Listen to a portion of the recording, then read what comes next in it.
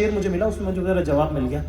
उसके अंदर लिखा था कि जुर्रत से हर लिहाज की परवाह किए बगैर, कि जुर्रत से हर लिहाज की परवाह किए बगैर दरबार छोड़ आया हूं मैं सजदा किए बगैर।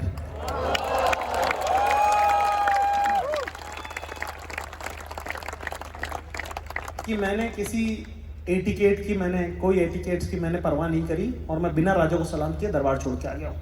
इस एक शेर से मुझे इतनी हिम्मत मिली ना, मेरा बॉस मुझे उस टाइम पे बोला था कि तुमने तो पहली जॉब है ना तुम्हारी, इसलिए तुम इस तरह से करते हो, तुम नौकरी छोड़ो ना तब तुमको समझ में आएगी क्या होती है नौकरी की अहमियत। मतलब आपने बहुत छोड़ी है क्या? तो उसने बोला हाँ 4 जगह अलग अलग जॉब करी तब जाके सीखा ये सब। मैंने कहा तो रिजाइन भी किया होगा आपने? तो कह रहा हाँ। मैंने कहा फॉर्मेट भेज दो, मुझे रिजाइन करना है। दोस्तों मुझे अपनी जिंदगी में बहुत कम चीजों का गुरूर है, उनमें से सबसे बड़ा गुरूर मुझे इसी बात का है कि अपने बॉस से फॉर्मेट मंगा के उसी के मेल पे रिप्लाई कर दिया उसको।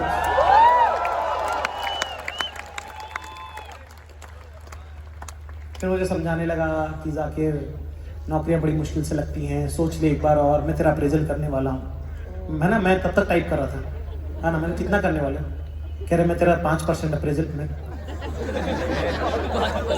1200 रुपए के लिए इतनी बकचोदी? हटा, हट बैठ, कुछ भी कर लूंगा मैं। हाँ रिक्शा चला लूंगा, उसमें ज्यादा मौज है।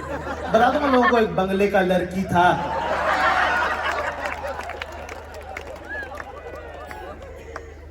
कह रहा कोई नहीं सुनेगा तेरी झूठी कहानी जो हम सुन लेते हैं। मैंने कहा कोई ना कोई तो सुनेगा, किसी ने किसी को।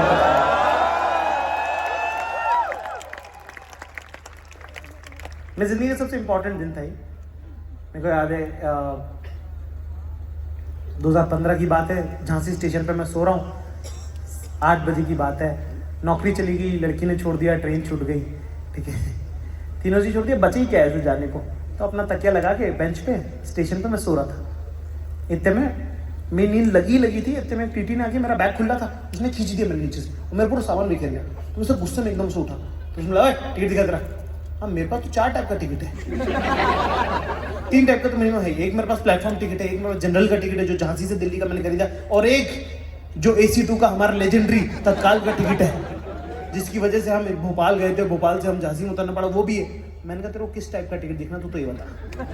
तत्काल का भी है मेरे पास, है ना, AC2 का है मेरे पास जनरल का टिकट है दिल्ली तक का, और मेरा प्लेटफॉर्म तो देखा कौन सा। कह रहा 3 टिकट लेके क्यों घूम रहा हूँ? उसको लगा बड़ा चूतिया आदमी।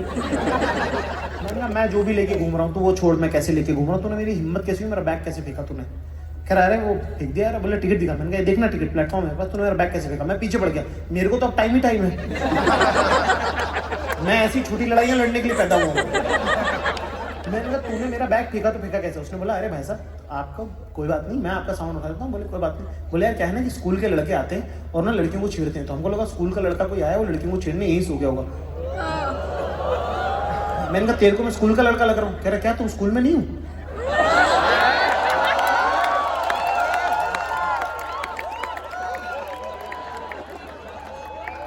मैंने कहा मेरे से ऐसा फालतू की बकवास करना मत, ठीक है, मैं लोगों से करता हूँ, मेरे से मत करो ऐसा बकवास। कह रहे सच सच बताओ आप स्कूल में नहीं पढ़ते हो? मैंने कहा नहीं यार मैं नहीं पढ़ता हूँ। कह रहे क्या बात कर रहे हो यार, आपकी तो त्वचा से आपकी उम्र का पता ही नहीं चल रहा है। मैंने कहा यार ये सब मत बोलो, मैं दूसरों को बोलता हूँ, मेरे को ऐसा फालतू बकवास मत बोलो। कह रहा नहीं फिर भी यार भाई साहब आपका स्किन केयर रूटीन बताओ ना यार, आप इतने जवान कैसे लगते हो? मैं कहा कुछ नहीं यार, यही सुबह वॉक वगैरह करनी होती है, सीजन के फल खाने होते हैं। कह रहा अच्छा। बोले यार कहाँ काम करते हो आप? मैंने कहा दिल्ली में, मैं रेडियो में काम करता हूँ। कह रहा है रेडियो वाले तो बड़े कूल होते हैं, दिल्ली में तो बहुत हॉट लड़के हैं। मैंने कहा है? कह रहा तो आपके तो बड़े 1 नाइट स्टैंड वगैरह होते होंगे। मैं कहा ऐसा कुछ नहीं है भाई, ये सब फालतू बातें हैं। कह रहा अरे बताओ यार कोई तो कभी तो कहीं। मैं कहा मैं नहीं फंस रहा इन बातों में। मैं कहा नहीं। मैं कहा एक बार की बात है, एक बंगले में रहने वाली लड़की थी। Okay thank you very much, you been a great audience, thank you very much, thanks a lot.